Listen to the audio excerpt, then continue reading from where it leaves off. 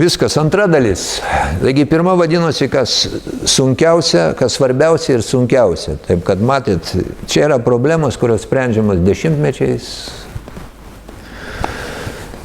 Ir visos visuomenės reikia susitelkimo, kad apskritai pradėti jas spręsti.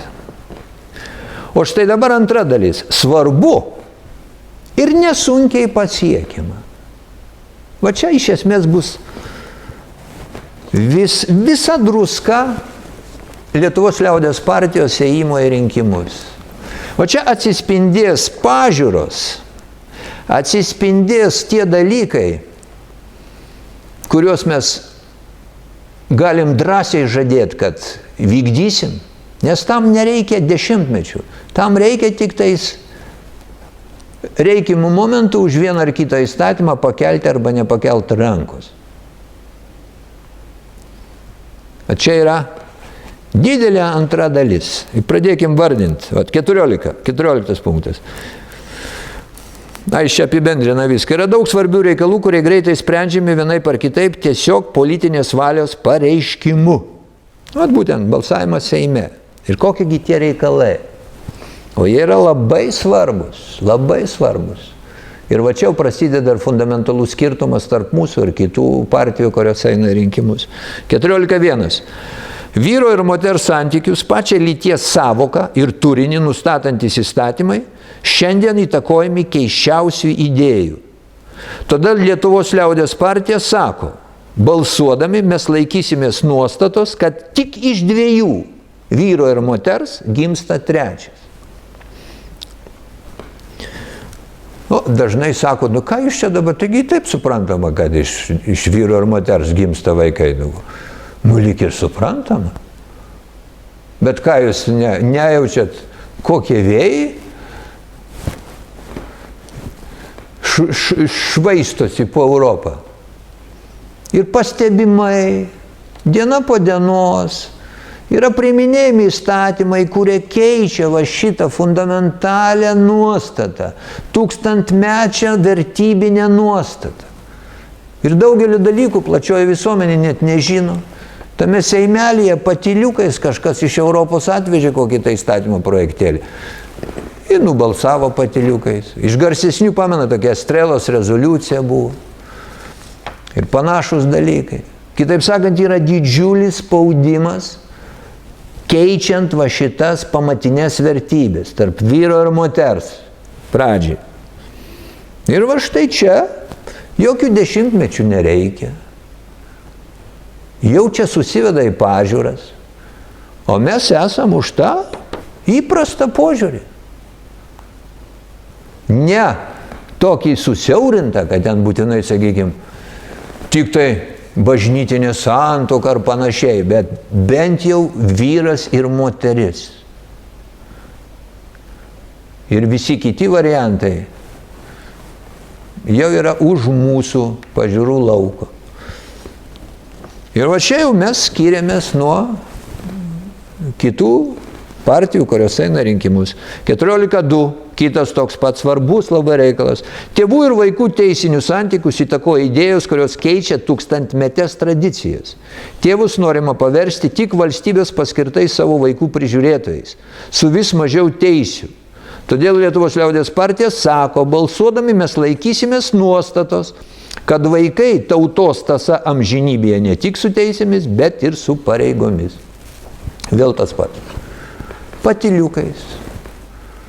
Vėlgi, visuomeniai praktiškai nelabai ir suprantant, yra keičiami tėvų ir vaikų santykiai. Kur nors Skandinavijoje jūs jau tai matot. Praktiškai tėvai yra tik paskirti prižiūrėti vaikus. O tūkstančius metų šeima tai buvo tėvai, vaikai, pareigos, teisės, bausmės. Vaikas žinojo, kad už ką jisai gaus ir bausmę. Dabar visa tai yra keičiama ir statoma aukštyn kojomis. Ir visokios knygutės vaikų darželiuose, suprantate, tenai. visokie seksualiniai švietimai ir panašiai ir panašiai. Daugybė kasdieną ateinančių įstatymo projektėlių, už kuriuos reikės arba balsuoti, arba ne. Ir va čia jau jūs renkatės, kai mes sakom pasirinkimas yra. Tokie žmonės kaip mes nebalsuos už tokius įstatymus. Bet yra partijų, kurios balsuos. Jeigu jums atrodo, kad jos yra teisios, na, tai jūs už jos ir balsuokite. O čia yra pažiūros ir supratimas, kas yra gerai ir kas yra blogai. Ir tam dešimtmečių nereikia. Ir tas realiai galima Seime daryti. Jeigu žinai, ko nori. 14.3. Fundamentalios svarbos reikalas. Pabėgėlių reikalai Europoje sukėlė ir dar sukels sunkiai bei sprendžiamas problemas. Lietuvoje dar niekas neprarasta. Reikia tik politinės valios. Lietuvos liaudės partija sako, mes už įprastą mums etninę aplinką ir balsuosime prieš bet kokias pabėgėlių kvotas. Taigi štai tai, kas darosi Europoje, mano akimi žiūrint, ne vienoj šaly jau yra praktiškai Europos civilizacijos pabaigos pradžia. Kitaip sakant, jeigu mes eisim tuo keliu, tai apie jokią lietuvių tautą ir tuo labiau valstybinę tautą nėra ko kalbėti. Bet Lietuvoje šiandieną dar viskas mūsų rankose. Ir jau mes čia skiriamės fundamentaliai nuo daugumos dabar einančių į rinkimus partijų. Ir nesuklyskit dėl tų, pavyzdžiui, darbo partija dabar ten, Mazuronis ten, suprantat, jis ten šokinėja, visą kitą. Jiegi supranta, kad jeigu tu dabar išeisi su nuostatomis, kad reikia tos migrantus priimti, tu prarasi daug balsų. Ir jie tiesiog šneka tai, ką jūs norit girdėti. Bet jūs pažiūrėkit, ką jie padarė praeitą rudenį. Jie pakeitė užsieniečių teisinės padėties įstatymą Seime praeitą rudenį. Ir už tą įstatymą balsavo visos šitos partijos. Kartu, išskyrus atskirus žmonės. Iš kiekvienos partijos buvo po 1-2 žmogų, kuris nebalsavo, bet šiaip partijos balsavo. Tai koks skirtumas, ką jie šiandieną kalba? O ką tas įstatymas pakeitė iš esmės? Anksčiau kiekvienas užsienietis, kuris patenka į Lietuvą be tam tikrų juridinio pagrindo, jį buvo galima paimti, suimti, patalpinti pabradėj, išgrūsti atgal. O dabar, atsižvelgiant į tai, kad tie pabėgėlių srautai ir kad tu negalėtum valdyti situacijos, šiandieną jie gali blaškytis po valstybę ir policija neturi teisės jų suimti, net jeigu jie neturi dokumentų, neturi vizų, išvis nežinia, ką čia veikia. Jie yra pabėgėliai. Ir štai mūsų Seimas praeitą rudenį pakeitė šitą užsieniečių teisinės padėties įstatymą ir atėmė policijai teises valdyti situaciją. O kol jų yra šiandieną keliasdešimtis ar šimtai, net ir tūkstančiai, dar galima situaciją suvaldyti. Tai reikia tik atstatyti šito įstatymo galiojimą. Ir jeigu jau mes kartais pakliūtume į Seimą, tai turbūt vienas iš pirmų įstatymo projektų būtų grąžinti senos redakcijos užsieniečių teisinės padėties įstatymą ir įpareigot policiją laikyti šito įstatymo nuostatų, kad kiekvienas, kuris į Lietuvą patenka be teisinio pagrindo, turi būti suimtas ir vienaip ar kitaip pašalintas iš valstybės. O ką šneka kitos partijos? Ir sakau, netgi nesvarbu, ką jos dabar šneka, o ką jos darė. Ir dabar dar yra kitas reikalas šitame kontekste. Vat iš vokiečių pusės pasigirdo balsai, kad tos valstybės, kurios nepriims pabėgėlių pagal jų nustatytas kvotas, negaus finansavimo. Jie pirmiausia tą taiko vengrams ir lenkams. Na ir dabar aš klausiu jūsų. Jūs tikit, kad šitos vadinamos sisteminės partijos išdrįs pasipriešinti šitam balsam iš Vokietijos einantį? Ir jeigu Seime nebus kitų balsų, tai net tie, kurie dar turi sąžinės, ir tie bijos pareikšti savo balsą. Vat rinkitės. Rinkitės. O čia klausimas yra, nežinau, vat po mūsų to išsivaikščiojimo, tai yra antras pagal svarbą reikalas. Nes darbo vietų tai mes galim dar prikurti, bet jeigu mes įsileisim šitą intrūzą, sugriausim tą homogenišką visuomenę, viskas. Problemos tampa nebeišsprendžiamos ir turint omeny įvairius ten faktorius demografinius, gimstamumo ir taip toliau, lietuvių tauta ateities nebeturi. Tada iš vis ir nebekalbėkim apie Lietuvą kaip tokį. O šiandien mes dar galim suvaldyti situaciją. Viskas mūsų rankose. Tik žiūrint į kokias rankas jūs atiduosit galimybę spręsti šitos reikalus artimiausius 4 metų. 14.4. Transatlantinė sutartis. Sutartis tarp ES ir Jungtinių valstijų. Lietuvos liaudės partija, kaip ir daug kas ES, laiko nenaudinga nei Europai, nei Lietuvai. Va šitą sutartį. Daug kas Europai, tame tarpe ir vokiečiai, prieš porą dienų vicekancleris pareiškė, kad šita sutartis šiemet nebus pasirašoma, nes netitinka Europos interesų ir niekaip neišeina susitart. O žiūrėkit, ką šneka mūsų sisteminės partijos tos vadinami. Jos jau yra pasiruošusios balsuoti už šitą sutartį. Pažiūrėkit jų programas, jau jie ten įsirašė visą šitą. Vienur atviriau, kitur labiau taip užmaskuotai, bet įsirašė. O mes kartu su ES žmonėmis sakom, nereikia mums šitos sutarties. Aš nenoriu plėstis, bet šita sutartis visą ES pavers tuo, ko pavirto Bulgarija ir Rumunija įstojus į ES, ir mes tame tarpe. Vat kada rumūnai, bulgarai ir Pabaltijos, mes netekom visų savo ekonominio potencialo. Tai va, kadangi mes susidūrėm su konkurentais, su kuriais nepasiruošę buvom konkuruoti.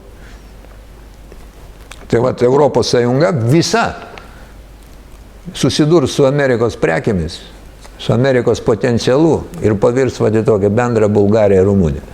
Šitą supranta daug kas Europoje. Atsakau, tie patys prancūzai, vokiečiai, visi priešinasi.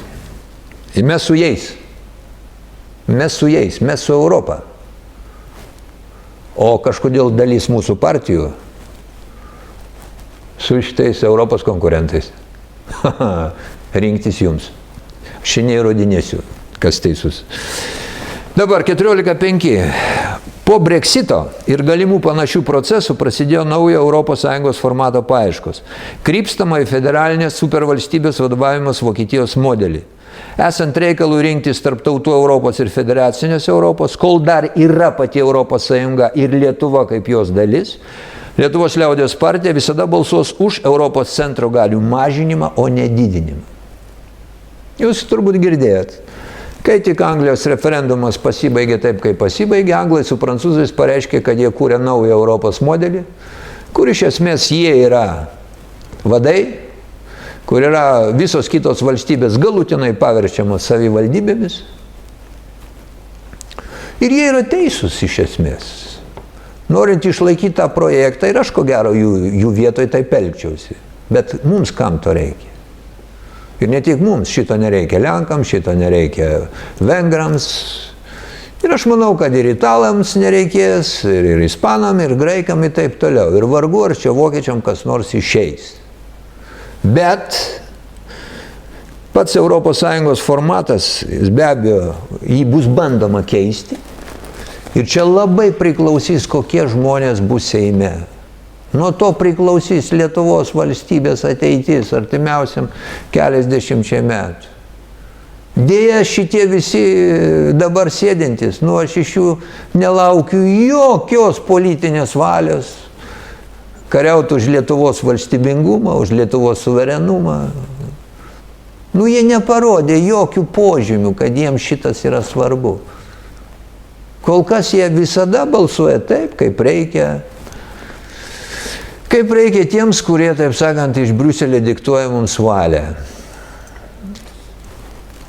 Taip kad, o procesai šitie eis ir greičiausiai Anglija ne paskutinė.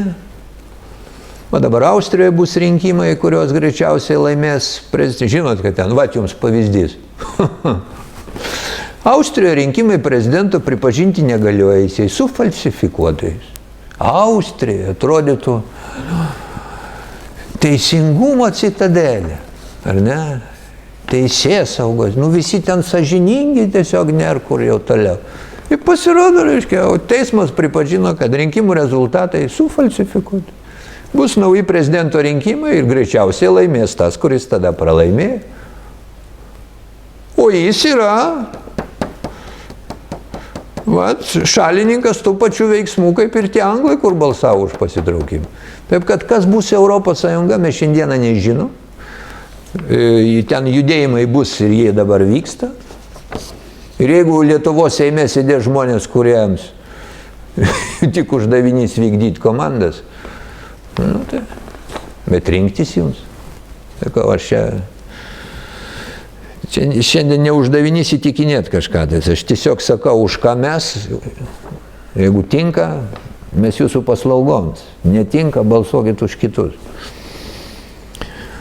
Toliau, iš ES ateina reikalavimai naikinti žemės pardavimą užsieniečiams saugiklius. Aišku, mes laikomės nuostatos, kad žemės ūkio paskirties žemė nuosavybės teisė gali priklausyti tik Lietuvos piliečiams. Štai jums fundamentalus skirtumas. Pas liberalus yra parašyta programai, mes panaikinsime visus likusius saugiklius užsieniečiams pirkti žemę. O mes visiškai į priešingą pusę. Rinktis jums. Aš tik vėlgi neįrodinėsiu čia savo teisybės, tik vieną daiktą pasakysiu. Žemė yra pinigų gaminimo mašina. Ir darbo vietos jinai kūrė ir gamina pinigus. Tai tas, kieno žemė, tas ir kontroliuoja tą pinigų darimo mašiną. Tai jeigu jums atrodo, kad, taip sakant, dažnai sako, ta žemėgi neišsiveš. Taip, jiems niekur vežti nereikia. Tiesiog klausimas, kieno rankose bus pinigų darimo mašina. Tai ir viskas. 14.7. Tik politinė valia lemia balsuojant dėl biudžetinių pinigų paskirstymo. Dabartinės valdžios planuose gerokai didinti išlaidas ginkluotės pirkimui. Lietuvos liaudės partija mano, kad tai mūsų saugumo nepadidins, greičiau priešingai. Todėl mes sakome, daugiau vaikų, mažiau tankų. Taip, jeigu jūs pasižiūrėtumėt Lietuvos biudžetą sandarą, tai štai palyginus šių metų išlaidas ir kokių 13-12 metų išlaidas. Pažiūrėkit, yra viskas Finansų ministerijos puslapyje. Tai tos išlaidos padvigubėjo. Padvigubėjo. Ir mums neatrodo, kad nuo to mūsų saugumas padvigubėjo. Mums atrodo, kad priešingai. Aš paskui dar prie to prieisiu ir detaliau paaiškinsiu, ką mes turim omeny. O Seimo nario viena iš pagrindinių tokių žvaigždžių valandų, jeigu norit, kai jis balsuoja už biudžeto paskirstimą. Kiekvienais metais reikia balsuoti, kam skirstyti tos pinigus, kuriuos mes surenkam. Ir va čia nuo Seimo priklauso. Ar daugiau eis haubicų pirkimui, ar daugiau švietimui, sveikatos apsaugai ir panašiai. Nuo Seimo narių priklausys. Didžioji dalis partijų, kurios eina rinkimus, ruošiasi didinti karinius pirkimus. Mums atrodo, kad tai naudos Lietuvai neatneš. 14.8. Traukiasi lietuvių kalbos vartojimo viešoje erdvėje. Valstybiniai paštai. Valstybinis Lietuvos paštas užsirašęs pay post ir jiems atrodo, kad čia labai cool, taip sakant, ar ne? Mesgi čia, ohoho, o atvažiuoja kokia moteriškė iš kaimo, ieško to Lietuvos pašto, neranda, iš kur jai žinot, kad čia va tas pay post ir yra tas Lietuvos paštas, suprantat? Tai čia dar pusė bėdos, bet yra nepagarba lietuvių kalbai, nepagarba mūsų valstybei, nepagarba patiems savo. Jūs įsivaizduojat, kur nors, aš dažnai sakydavau, kur nors Olandijoje, pavyzdžiui, nežinau, parduotuvės užrašų 2 gaideliai. Nu, gali būti, jeigu tai lietuvių parduotuvė specifinė, bet įsivaizduojat, kad Olandai masiškai užrašinėtų ten 2 gaideliai, Jūratė ir Kastytis ir to didžiuotųsi. O mes didžiuojamės, užsirašom užsienietiškai pavadinimą ir galvojam, kad nuo to mes esam, taip sakant, kietesni. Aš čia Vilniui matau, čia vieną kartą užupį mažiau kvietimą į šokius savaitgalį angliškai parašyta. Panašiai. Daug tokių pavyzdžių. Tai yra mūsų kompleksas, mūsų toks pačių savęs toks kažkoks menkinimas. Ir tai matosi lietuvių kalbos viešosios erdvės naudojim. Tai va žiūrėkit, mes išvardinom keletą punktų, kurie nereikalauja jokių dešimtmečių darbo, kurie susiveda į pažiūras. Ir štai mūsų žmonės, kurie eina rinkimus. Čia jie iš tikrųjų gali žadėti, kad visą tą įgyvendins. Drąsiai gali žadėti, nes jie taip mato pasaulį. Ir čia mes fundamentaliai skiriamės nuo, dažnu atveju beveik nuo visų partijų. Iš ypatingai tų vadinamų sistemų. Taip, kad kai jūs vėlgi kartoju, kai sakot, kad mes visi vienodi, atsiprašau, dar sykį, pagalvokit, ar galima laikyti vienodais tos, kurie yra už pabėgėlių kvotas ir tos, kurie prieš pabėgėlių kvotas. Ne? Ir panašiai. Ir daugelį šitų dalykų, kurios vardinau. Dabar dar, kas yra lengvai padaroma, kas labai svarbu ir lengvai padaroma, aš jau šiek tiek skubu. Siūlomi pakeitimai Lietuvos Respublikos konstitucijoje. Tai pirmiausia, 15.1. Referendumas skelbiamas, jei to reikalauja ne mažiau kaip 100 000 Lietuvos piliečių. Dabar yra 300 000. Tai yra žvėriškas skaičius, labai jau nedemokratiškas skaičius. Bet aš čia priimu pataisas, čia žmonės, kurie siūlė rašyti ne konkretų skaičių, o procentus nuo rinkėjų. Tai aš priimu šitą pataisą, man atrodo teisinga pataisa ir turėtų skambėti, kad referendumas skelbiamas, jei to reikalauja ne mažiau kaip, tarkim, ten 5 ar 7% į rinkėjų sąrašus įrašytų žmonių. Taigi štai pakeitimas 15.2. Asmens susirašinėjimas, pokalbiai telefonu ir kitoks internetinis susižinojimas neliečiami. Čia pataisa yra internetinis. Konstitucijoje nėra, tada nebuvo, aš pats vienas iš tos konstitucijos autorių, kai mes įrašėm, internetas dar buvo tik pati pradžia.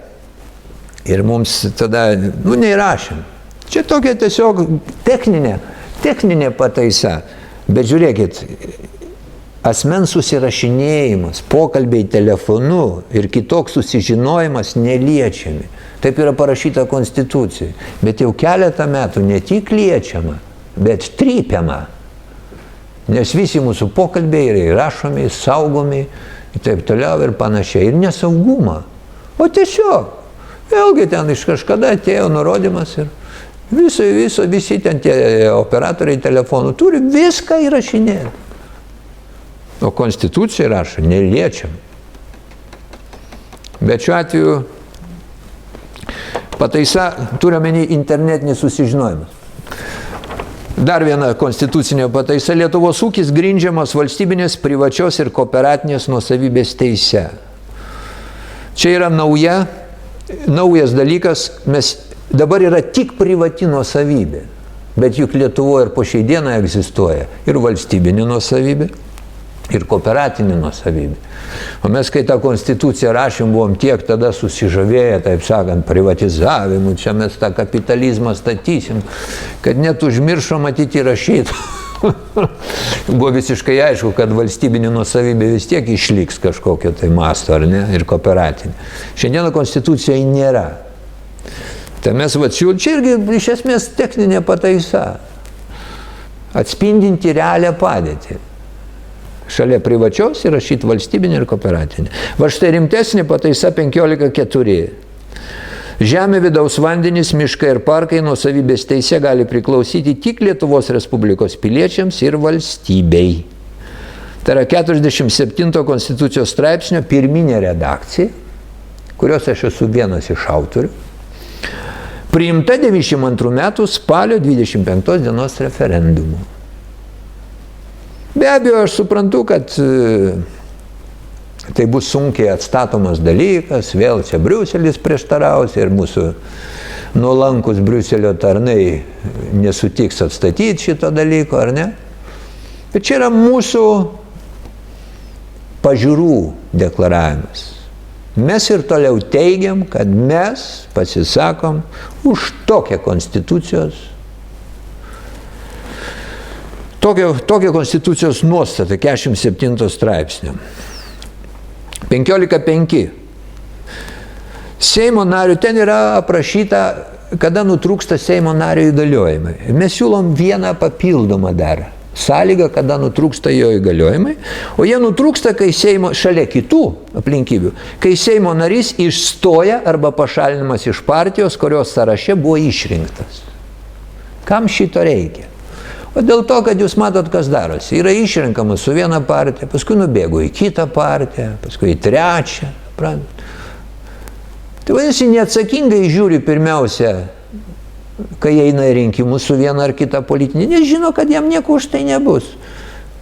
Su šitą dabar naudingiau, ten aukštesnė paskui perbėgo į kitą, tai neaišku iš visko jis nori, kokios jo pažiūros. Visi tokie žmonės kenkia apskritai politiniai sistemai. Jie ją nuvertina. Ir iš vienų perbėgų pas kitus, tada kyla klausimas, tai tada ko jos skiriasi, jeigu... O čia nesenai vienas perbėgo, buvo vienoje partijoje, dabar kitos partijos pirmininkų pasidarė. Tai ko verta ir viena, ir kita partija tokia atveju? Tai aiškiai, jie pažiūrų kaip tokių ir neturi matyti, aišku, jeigu ir ten tinka, ir čia tinka. Tai vat, kad šito nebūtų, bet čia nieko naujo. Yra kaip kuriuose šalyse tokie reikalavimai. Čia reikėtų, aišku, visokių poįstatyminių aktų, čia visokių dar aplinkybių, bet principas dar ir toks. Kad Seimo nario įgaliojimai nutrūksta ir tokiom aplinkybėm. Ir 15.6 dar vienas konstitucijos pakeitimas. Lietuvos Respublikos prezidentas sprendžia pagrindinius vidaus ir užsienio politikos klausimus ir kartu su vyriausybė vykdo vidaus ir užsienio politiką. Daugelį atrodo, kas čia naujo? Pažiūrėkit konstituciją. Ten nėra vidaus politikos. Nėra vidaus. Yra tik užsienio politika. Prezidentas pagal konstituciją neatsako visiškai už vidaus politiką. Tarp kitko, kai mes rašėm konstituciją, čia tai iš esmės tokia įdomi istorija gautųsi, bet aš pasirašiau po konstitucijos projektu, kuris buvo pateiktas referendumui. Nežinau,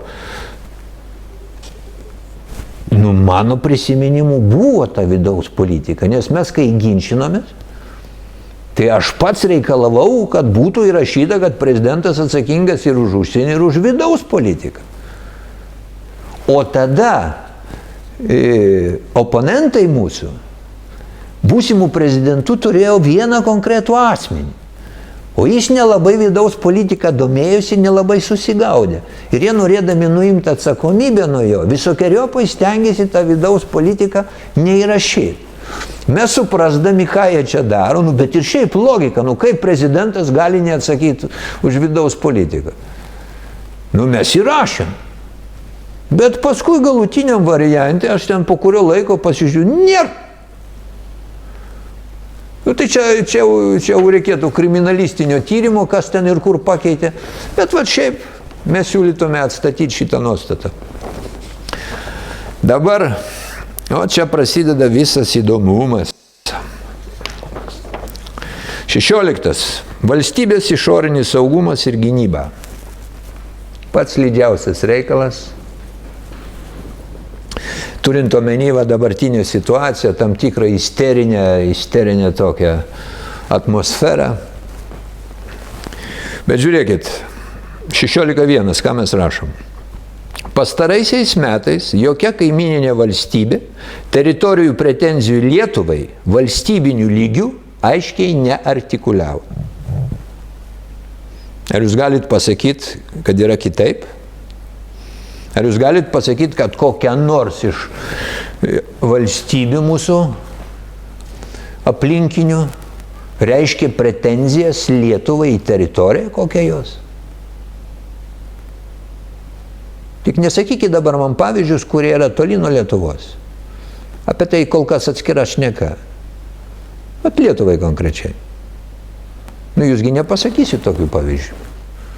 Jokių pretenzijų į Lietuvos valstybę aš negirdėjau. Bet 16.2. Kiekviena valstybė turi žvalgytis aplinkui ir turi įvertinti galimas grėsmės, hipotetinės grėsmės. Ir gynybos ministerija, aš tikiu, turi tokius planus, tokias vizijas, jeigu norit. Apskritai, kokios tos grėsmės galėtų iškilti, nes reikia būti pasiruošus įvairiausiam grėsmėm ir reikia matyti visą jų galimą spektrą.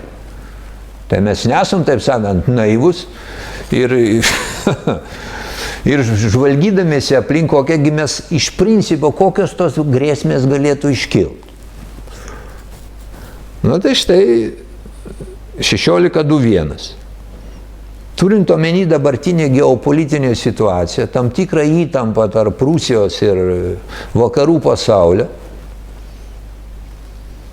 galima numanyti, kad rusams būtų patogiau turėti kažkokią tai galimybę per sausumą pasiekti Karaliaučiaus sritį. Objektyvi realybė. Jeigu iškiltų toks, sakykime, kažkokia tai blokada Karaliaučiaus srities, iš NATO pusės jie turėtų interesą ten kažkaip verštis, ir verštųsi matyti sausumą. Yra tokia grėsmė. Jeigu iškils apskritai toks reikalas. Tai mes šito, nes aš skaitau komentarus ir žmonių, kurie pasipiktino, taip sakant, dievai, tai mylėjai mano, tai dabar įsivaizduokit, jūs esat gynybos ministerijoje štabe sėdėt ir ką jūs neįvertinsit tokio fakto.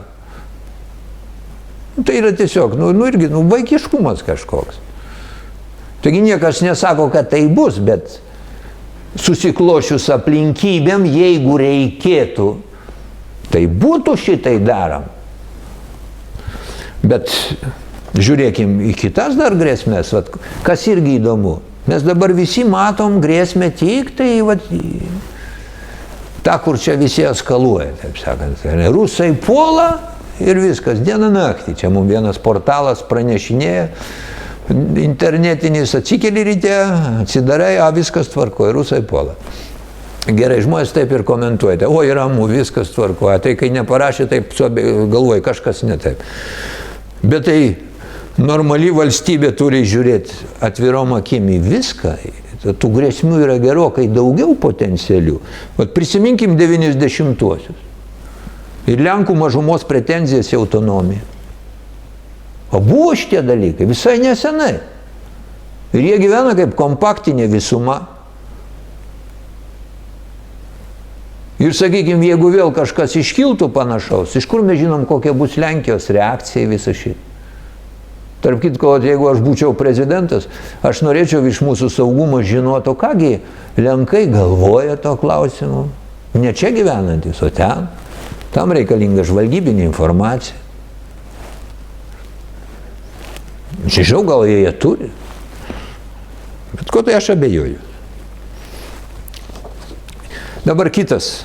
Klaipėdos krašto klausimas, jeigu keistųsi Karaliaučiaus srities statusas. Suprantat, kaip yra?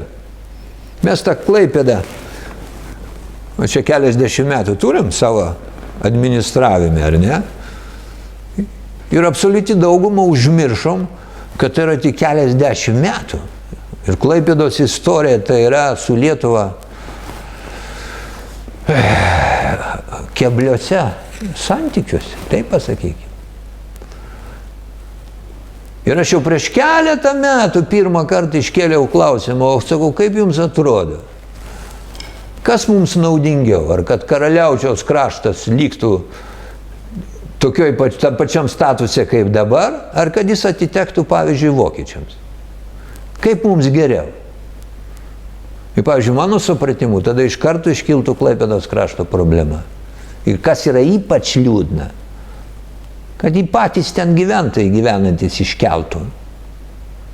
Prantat, kaip yra, nes atsirastų, vat vėlgi tas romantizuotas įsivaizdavimas, noras, taip sakant, priklausyti stipresniems, kad yra, tai nėra taip paprasta, kaip jums atrodo, suprantat.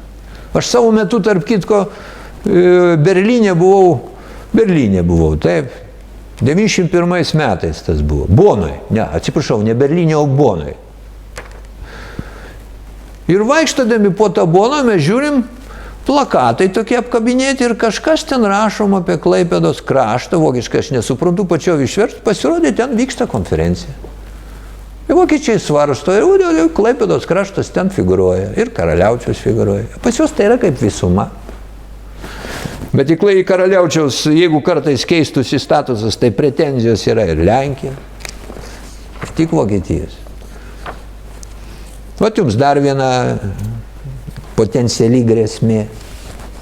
Aš nesakau, kad tai bus, ir Dieve duok, kad taip nebūtų.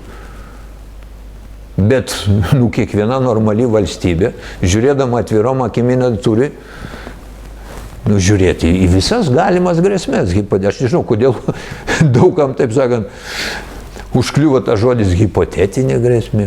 Tai ką jūs šitame? Taip, tai yra hipotetinė. Kaip tam tikra galimybė. Nebūtinai jinai realizuosis. Bet mes ją turim matyti ir stengtis apsisaugoti. Ir va čia tokie gali atrodyti egzotiški dalykai, bet mes rašom pretenzijos į bendrą LDK teritorinį palikimą. O tai yra Baltarusija ir Lenkija. Nes buvusi Žečpospolita ir jos dalis Lietuvos didžioji kunigaikštystė. Po spalio revoliucijos, kada buvo formuojamos sienos, taigi kiek buvo aistrų, karai vyko tarp visų gyvenančių tautų, jos savo sienas nustatinėjo. Ir tos pretenzijos iš esmės niekur nedingo. Jos tūno giliai, bet tik te reikia geopolitinio kažkokio virsmo. Ir visa tai iškils viso aštrumu. Taip kaip, pavyzdžiui, Lenkų, o tie po karo gavo trečdalį valstybės. Jiems Stalinas lengva ranka nuo vokiečių atplėšė ir Lenkam prijungė. Bet vokiečiai tai šito neužmiršo. Ir jeigu tik kažkas vėl sujudės, jūs pamatysit, kaip viskas atgims, atrodytų, užmygė, čia nieko nėra. Bet tai aišku, ne šios dienos problema, bet taip sakant, ausį pastačius, klausyti reikia. Bet dabar žiūrėkit. Mat yra tam tikros galimos grėsmės, ar ne? Patie tokia atrodytų, aktualiausia, tai yra ta Rusijos problema. Bet dabar Lietuvos materialiniai ir žmogiškiai resursai, lyginant su tais potencialiais konflikto dalyviais, pirmiausia su Rusija, yra nepalyginami. Nepalyginami. Dabar šitoj vietoj aš suprantu, koks čia yra slidus klausimas. Šiandieną, kai čia nuo ryto iki vakaro, tie rusai puola. Jau kaip kas jos matė Juodkrantėje išsilaipinusius, taip? Tai jūs dabar balsuokit dar už tos, kurie mato jau Juodkrantėje, tai jiems paskui ten jau jie matysis visur. Suprantat, yra spekuliuojama, pirmiausia, jums yra sukuriama tam tikra hipotezė,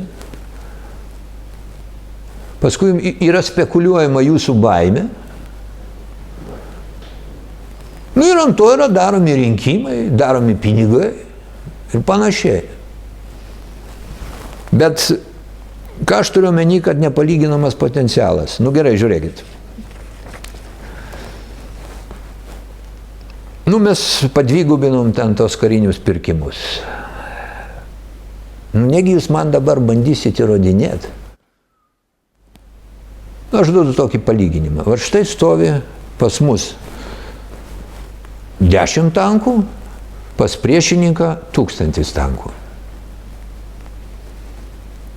Nu gerai, mes susiveržėm diržus, nusipirkom dar 10 tankų. Pas mus 20, pas juos vis tas pats 1000. Ar iš esmės kas nors pasikeitė? Ypatingai aš į vyrus kreipiuosi.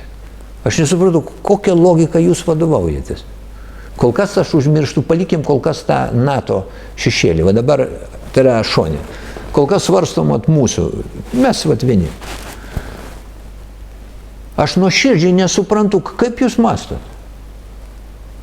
Net jeigu mes visą savo biudžetą atiduosim ginklų pirkimui, mes vis tiek negalėsim turėti tokius ginklus, kurie konflikto atveju leistų mum apsiginti.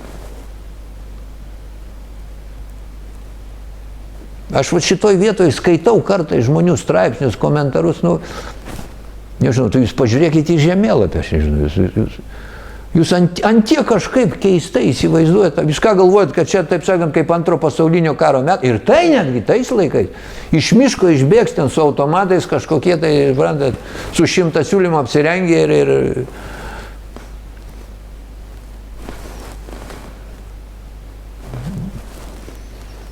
kitaip sakant, aš noriu pasakyti, kad kiek mes ginklų bepirktume, kiek mes pinigų beišleisim, nuo to mūsų, taip sakant, gynybinis potencialas iš esmės nesikeičia. Nes kitoj pusėje yra nepalyginami dydžiai ir galimybės. Tai tada kyla klausimas, tai tada kokio velnio tada leisti pinigus? O pinigai milžiniški. Aš va šitoj vietoj nesuprantu logikos. Jau nekalbant apie tai, kad aš pačioj pradžioj mes klausėm, o kur yra artikuliuota pretenzija mūsų valstybė. Aš dabar nenoriu plėstis, neduokit man tų pavyzdžių tenais, kur už 1000 kilometrų. Ten yra visiškai kita logika. Tiesiog dalis iš jūsų nenori jos girdėti. Ta logika, kuri tenai atvedė prie konflikto, Lietuvoje jinai netinka ir Pabaltijai netinka. Dar, sakykime, Lietuvoje galima teoriškai įsivaizduoti, kad reikalinga ta sausumos prieiga prie Karaliaučiaus srities. O ką duos, pavyzdžiui, Estijos užėmimas, jūs man pasakykite? Kokią naudą gali gauti? Užėmė Estiją, ten tie agresoriai vadinami. Ką jie laimė, jūs man pasakykite, jūsų manim? Jeigu jūs galvojat, kad jie yra bepročiai, kurie, kad jau to taip sakant, tai jūs, jūs grubiausiai klystat. Pasaulis ne taip tvarkosi. Dar anksčiau buvo galima sakyti, kad reikalingi uostai. Šiandieną Pabaltijų uostai nebereikalingi Rusijai. Jinai pasistatė užslūgę didžiulį uostų kompleksą. Ir tarp kitko taip skaudžiai atsilieps mūsų geležinkeliam ir uostams, kadangi nebereikalingi mūsų pajėgumai. Suprantat, aš galiu, aišku, būtų žymiai lengviau dabar įsilieti bendrą chorą, taip sakant, dainuotas pačias dainas, čia mes, rusai puola, ginkluokėmės, taip toliau ir panašiai. Ir aš suprantu, kiek dabar aš žmonių supykdžiau. Bet tie, kurie, taip sakant, iškart, čia aišku, kas jie moka, čia taip toliau, taip, mylėjai mano. Mano logika kaip tik sako, kad visa tai, kas dabar vyksta, tai ir sukelia Lietuvai pavojų. Nes aš labiausiai ko bijau, kad tas mūsų, tas pagrindinis jūsų įsivaizduojamas priešas bus pastatytas į padėtį, kai jis negalės kitaip elgtis, kaip tik tais ateit čia į tą Lietuvą. Va, ko aš labiausiai bijau. Jūs mastot labai primityviai, tie, kurie žiūrit, kaip čia, jūs tiesiog, mano akim žiūrint, jūs visiškai klaidingai suprantat konflikto esmę, to geopolitinio konflikto esmę. Aš jums dar daugiau pasakysiu. Mano logika sako, kad Šiandieną va tie anoj pusėj toli nuo Lietuvos esantis konflikto ta šalis, tai jiems ir reikia, kad čia ateitų ta agresorė. Jie džiaugsis. Ir dėl to vat yra mūsų antras punktas. Mes ir sakom, kad tai yra 16.2.6 dedamos didelės viltis į kitų šalių pagalbą. Mūsų manimų yra nepamatuotos, nes pastarųjų metų stambaus, tolimo geopolitinio žaidėjo karinis aktyvumas Rytų Europoje yra tik jo bandymas savo problemas spręsti Rytų Europos sąskaita. Tai o dabar kitas klausimas. Mes, jūs turbūt sutiksit, kad mūsų finansinis pajėgumas neleidžia turėti tolygios ginkluotės to potencialaus agresoriaus atžvilgiu. Vadinasi, kiek mes ginklų bepirksim, tas iš esmės nieko nekeičia. Tai tada ar verta išvis leisti, tai tuščiai išleisti pinigai, kurie mums šiandien labai reikalingi. Tada kyla kitas klausimas, mūsų apgins va tas tolimas žaidėjas. Bet šiandieną su manim stoja į vieną gretą Prancūzijos generolai. Šiandien galėčiau vardinti pavardės. Olandas, Prancūzijos prezidentas, Vokiečių Štanmajeris, Vengrijos premjeras. Ir vardinkim pilna Europoje aukščiausio rango pareigūnų, kurie lygiai taip pat kaip pas mus parašyta ir sako, kad tas didysis geopolitinis žaidėjas šis už jūrų marių Europoje sprendžia savo reikalus, mūsų sąskaitą. Jis nori spręsti. Kaip tą darė Pirmo pasaulinio karo metu, Antro pasaulinio karo metu ir kaip tą daro visam pasauliu. Tai šitą, jeigu tik aš vienas tą matyčiau, tai dar galbūt sakyčiau, aš čia kažko nesuprantu. Bet aš kiekvieną dieną skaitau Europos spaudoj, sakau, nuo generolų iki prezidentų. Nuo žvalgybos viršininkų iki kokių ten jūs dar norit pareigūnų, kurie lygiai taip pat supranta situaciją. Tai dėl to, tai aš vėlgi klausiu, ir pareigūnų Lietuvos klausiu, ir krašto apsaugos ministro klausiu, tai sakau, negi tu jautiesi toks svarbus, kad dėl tavęs, taip sakant, tie gynėjai sukels pasaulinį karą ir rizikuos gauti atominę bombą tenais kur nors Vašingtone. Žmonės, negi jūs to tikit. Man kartais atrodo, kad jūs susitarė, taip sakant, susitarė apsimesti. Nes man net sunku patikėti, kad normalus, logiškai mąstantis žmogus gali tikėti, kad kažkas vardan mūsų sukels trečią pasaulinį karą. Aš jau nekalbu, kad mums čia nieko po to nešviečia, bet taigi jisai gaus atgal, nes tas antra konflikto šalis, tai turi tą vadinamą triadą. O triada reiškia povandeninis, antžeminis ir kosmosas. Reiškia, turi pilną komplektą ginkluotės ir gali sunaikinti bet kurį pasaulio kampą. Ir jūs manot, kad dėl mūsų kažkas eis į tokią riziką. O štai, kad mes jiems reikalingi esam kaip pačio konflikto kėlėjai, kam jis yra reikalingas? Vėlgi, nesenai prancūzų generolas vienas čia vienoje konferencijoje atvirų tekstų pasakė. Ir čia, vėlgi, Europos Vokietijos parlamente yra žmonių, kurie apie tai atvirai šneka. Reikalingas konfliktas, kad Europa tarp savęs nesusitartų. Nes jeigu Europa susitarė tarp savęs nuo Vladivostoko iki Lisabonos, tai pasidaro geopolitinis konkurentas, kuris Jungtinėm valstijom yra neįveikiamas. O prie šito dar prisijungė Kinija. Ir viskas, vyksta kova už dominavimą pasaulyje. Iki šiol tas dominantas buvo vienas. Šiandieną jo tą dominuojantį vaidmenį kėsinasi kiti žaidėjai. Ir čia yra ta konflikto esmė.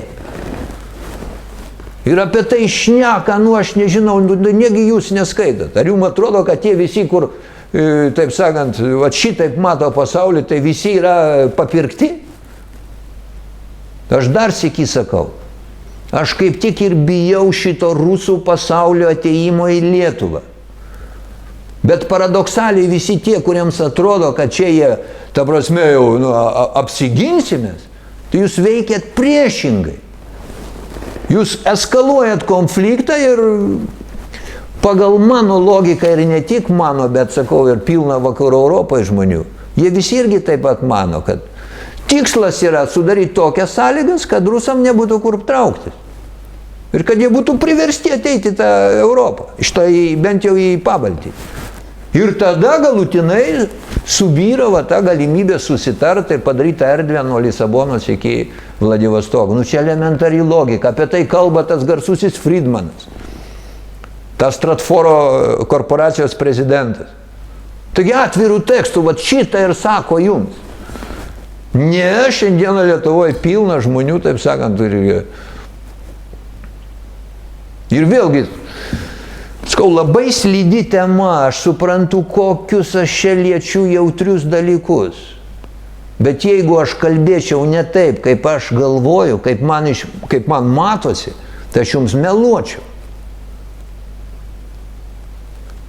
O tie visi, kurie šiandieną kalba kitaip, tai jie tiesiog bijo, matydami, kokia yra sukelta isterija, tarp kitko, Sorošo. O dabar, nulaužė Sorošo saitą ir kągi mes ten matom? Kad jis keletą dešimtmečių per savo tos visus atviros Lietuvos fondus ir kitose šalyse panašius fondus, vat jis ir veikia tą kryptim, kad sujaukti tą Europos gyvenimą. Jau šiandien skaitykit visi. Įrodymai virsta kiekvieną dieną iš visų pusių. Ir suprantat, kaip yra, kai aš skaitau jūsų komentarus, o tik kas nors suabejoja, taip sakant, kad čia tie rusai puola, iš karto pradeda šnekėti, koks Rusijoje pragyvenimas, kokia alga, prie ko čia, mylėjai. Koks skirtumas, kaip ta Rusija gyvena, ar ten jie daug valgo ar mažai. Čia šneka yra apie Lietuvą. Ir apie tai, kad Lietuva išsaugotų savo valstybingumą. Nes dabar žiūrėkit, ką mes rašom. Lietuva dėl savo geografinės padėties atsidūrė geopolitinio konflikto zonoje. Tas geopolitinis konfliktas tai yra Europa, Jungtinės valstijos, Rusija ir Kinija. Vat yra 4 žaidėjai. Ir jie šiandieną kovoja dėl dominavimo. O iš esmės, tų žaidėjų yra tik 3, nes Europos Sąjunga tai yra ta, dėl kurios sielos šiandieną kariauja Jungtinės valstijos iš vienos pusės ir Amerikas, Kinija su Rusija iš kitos pusės. Iš esmės kariauja dėl Europos sielos. Nes Europa šiandieną yra tokia nevieninga. Sakau, net generolai, ten vienas generolas jau nori čia pas mus kuo daugiau technikos pritraukti į pasienį, kiti sako, kad to nereikia daryti, nes tai yra kaip tik tas, kas ir sukels konfliktą. Bet štai yra geopolitinis konfliktas. Mes esam jo zona. Tikėtina, kad šitas konfliktas įgaus aštrią fazę. Duok Dieve, kad tai nebūtų atominė. Kova jau dabar vyksta, jeigu jinai įgaus aštrią fazę, bus nugalėtojas tos kovos, tai nugalėtojas spręs pralaimėjusio šalies reikalus. Kadangi mes esam konflikto šalim ir noriai, taip sakant, tą šalim tapom, tai tada gerai, jeigu mūsų šalis laimės. O jeigu ne mūsų šalis laimės, tai mes pakliūnam į jų malonę, į tų nugalėtojų malų, štai ko aš bijau. Nes jie šiandieną, čia vėl, vienas dalykas, šiandieną Rusijoje nebėra socializmo. Jūs užmirškit. Aš skaitau komentarus dažnas. Suprantat, kaip yra. Šiandieną Lietuva pasidalino į 2 lagerius. Vieni žiūri į Jungtinės valstijas, o kiti ieško užtarimo Rusijoje. Yra tokių internete žmonių. Bet mums nepakeliui nei su tais, nei su tais. Nes šiandieną iš Rusijos, ko jūs tikitės iš tos Rusijos? Aš nesuprantu, tų, kurie ten laukia kažkokio tai išsigelbėjimo. Rusija yra kapitalizmas, žvėriškas kapitalizmas, socialinė nelygybė žvėriška. Dar didžiulis klausimas, ar ta Rusija apskritai išliks kaip valstybė, šitam geopolitiniam susidūrime. O jeigu išliks ir neduok Dieve, jeigu jinai čia ateis, tai jinai ateis įpykusi. Jinai ateis įžeista ir nestatys čia mums kino teatro iš tų kino studijų, suprantat? Ten ateina kapitalistinė valstybė. Taip kad, mano akim žiūrint, vienintelis šansas išvengti ir nepakliūti to nugalėtojo malonę, kad jis spręs, ką daryti su mumis, tai buvo nesivelt į šitą konfliktą. Nesivelt. Ir niekas mūsų net, mes patys, taip sakant, pasidavę. Tiesiog mūsų politinis elitas. Ir žiūrėkit, koks paradoksas. Ką šiandieną labiausiai rusai puola iš tų jau mums matomų piliečių? Tai tie, kurie buvo didžiausia anos santvarkos paspirtis, buvę aktyvus komjaunuoliai, aktyvus komunistai. Šiandieną jos labiausiai rusą puola. O tokį žmogų kaip aš, kuris net spaliukų nebuvo, suprantat? Man atrodo, žymiai blaiviau už juos matau įvykius. O jūs nepagalvojat, kad gal kaip tik jų praeitis jiem ir neleidžia blaiviai žiūrėti šios dienos situaciją. Ir tarp čia dar vieną dalyką pridėti, turint omeny šitos mūsų santykius su Rusija dabar. Tai jūs skirkit mūsų istorinės nuoskaudas abipusės. Ten buvo visko, taip sakant. Jeigu jums į 100-metį, mes buvom skriaudžiami, jeigu jums į ten truputį tolimesnių šimtmetį, ir mes juos skriaudėm, ten buvo visko. Bet šiandieną tai Rusija pati yra nutraukusi santykius su Anata Tarybų sąjunga. Ir žiūrėkit, pavyzdžiui, Jungtinės valstijos ir Japonija. Jungtinės valstijos atominį bombą užmetė ant Japonijos. Ir šiandieną tas netrukdo jiem, taip sakant, kažkaip kitaip žiūrėti ir ieškoti kažkokių kontaktų. Vokiečiai ir prancūzai. Vokiečių ir prancūzų istorija yra vieni karai. Vieni karai. Ir paskutinis karas tai antras pasaulinis. Vokiečiai per mėnesį laiko Prancūziją paėmė. Bet jie sprendžia šios dienos problemas, o ne visą laiką gyvena praeitim. O pas mus, taip sakant, ta praeitis nuolat yra eskaluojama ir to praeities kontekste yra žiūrima į šios dienos reikalus. Ir tada tie visi buvę komunistai bijo net blaiviai pažiūrėti, matyt, kad tik juos, taip sakant, taip kad jie savotiškai yra nelaisvi savo mąstymę, jūs įvertinkit šitą. Čia taip, kaip buvęs ateistas, suprantat, pirmas prie bažnyčios durų paskui pasidarė. Taigi štai, mūsų manimų, nesant konflikto šalimi, didesnė tikimybė yra išlaikyti savo valstybingumą. Ne nepriklausomybę, o patį valstybingumą. O Lietuva dėja, aišku, jau dabar daug kas yra po pietų, šaukštai po pietų. Jau, taip sakant, procesas jau yra per to ryko gerą nuvažiavęs. Bet mūsų požiūris yra toks. Ir visi tie, kurie mano, kad, taip sakant, čia yra kažkoks pataikavimas Rusijai, tai absoliučiai neteisingai suprantat apie tai, apie ką aš čia šnekėjau. Tai priešingai, tai yra didžiulė baimė, kad dabartiniai veiksmai, būtent šitie veiksmai, ir padarys tai, ko jūs labiausiai bijot. O sprendimų yra kitokių. Yra net ir šiandien dar yra kitokių sprendimų. Ir dar sykį kartoju, visi tie veiksmai ir tie įvykiai, kuriuos jūs visada duodat kaip pavyzdžius, toli nuo Lietuvos, ten yra visiškai kita logika. O beje, tam tikra logika ta pati. Ten irgi buvo padaryta situacija, kai pasirinkimo nebuvo kitokia. O tai buvo organizuota situacija, kad pasirinkimo kitokio nebuvo ir turim tą rezultatą. Tai aš labai bijau, kad nebūtų tas pats padaryta Lietuvoje. Tiesiog nebus paliktas pasirinkimas. Ir šito reikia tam didžiam geopolitiniui žaidėjui to reikia. Jeigu jūs šito nesuprantate, tai jūs tiesiog paskaitykit jų pačių spaudą galų gale. Pažiūrėkit, kokiam jie yra paskendę marazme, ekonominiam, finansiniam. Tai turiu omeny pirmiausia tas grandiozinės skolas ir visa kita, kas yra susijęs su tuo.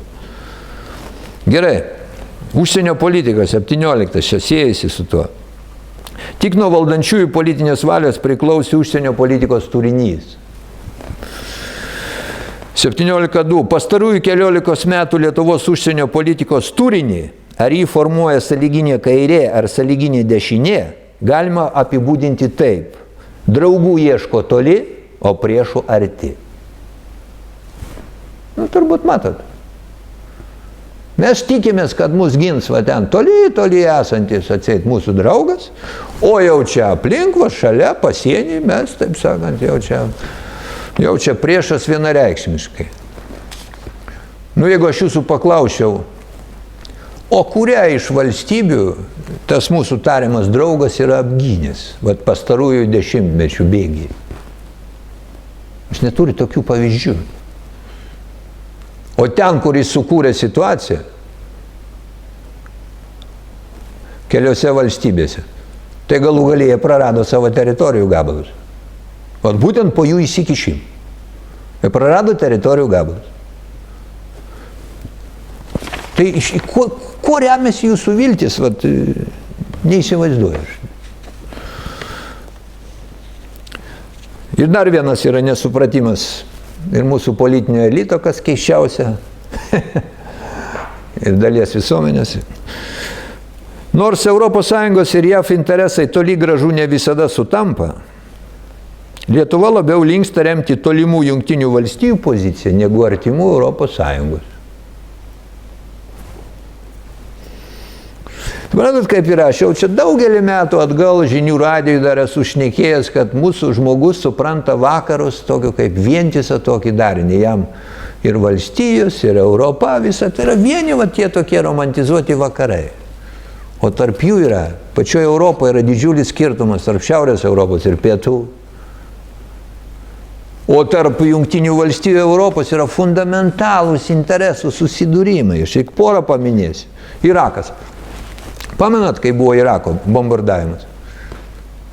Ir vokiečiai atsisakė dalyvauti, jau tada suprasdami, kad čia ne jų interesas yra.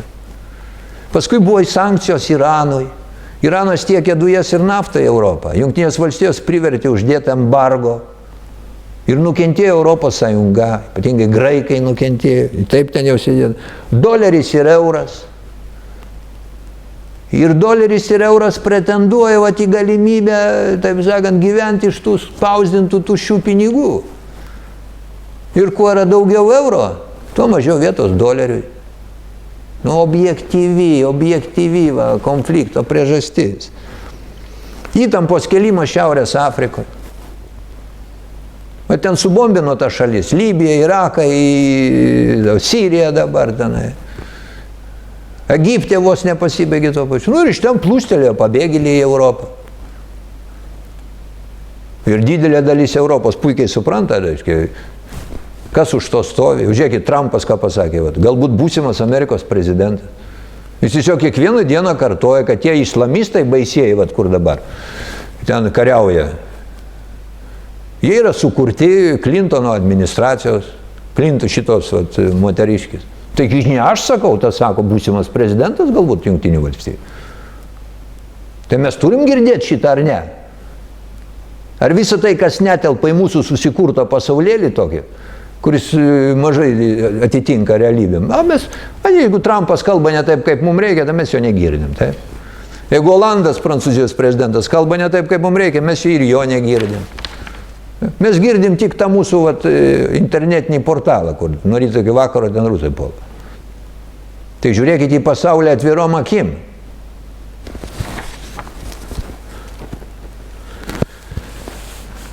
O mes, kaip ir rašom, užsienio politika priklauso vėl nuo to žmonių, kurie bus Seime.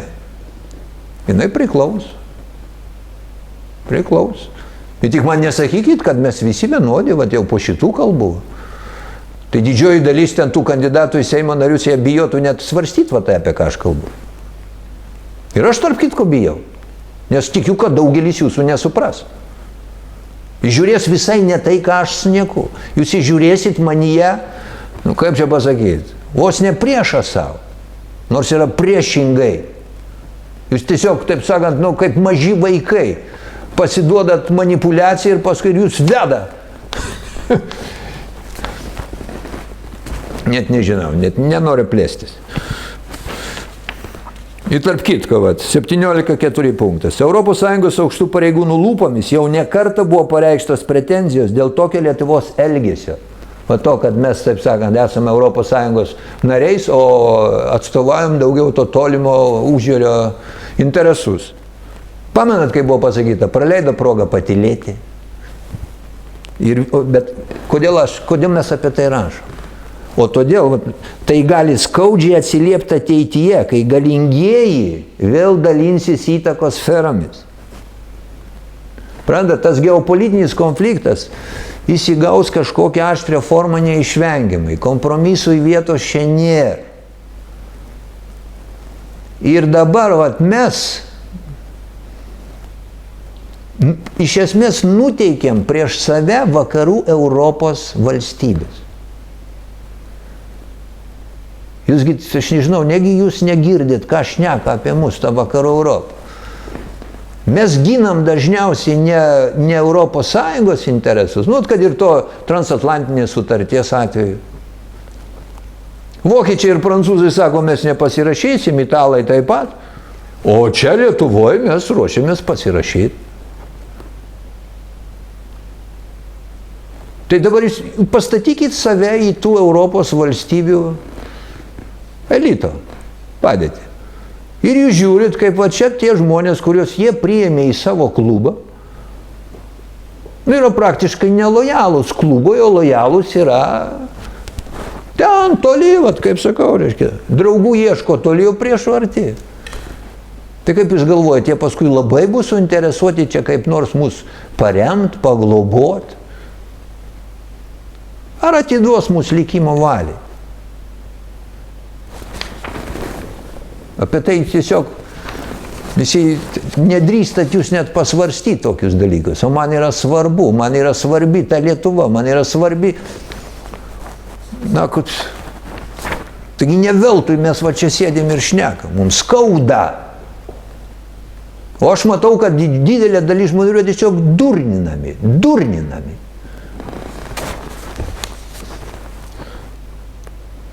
Ir mes baigiam šitą dalį, kad užsienio politikoje mes pavyzdžiui imam Suomiją ir laikomės nuostatos ne į rytus, ne į vakarus, o į Lietuvą.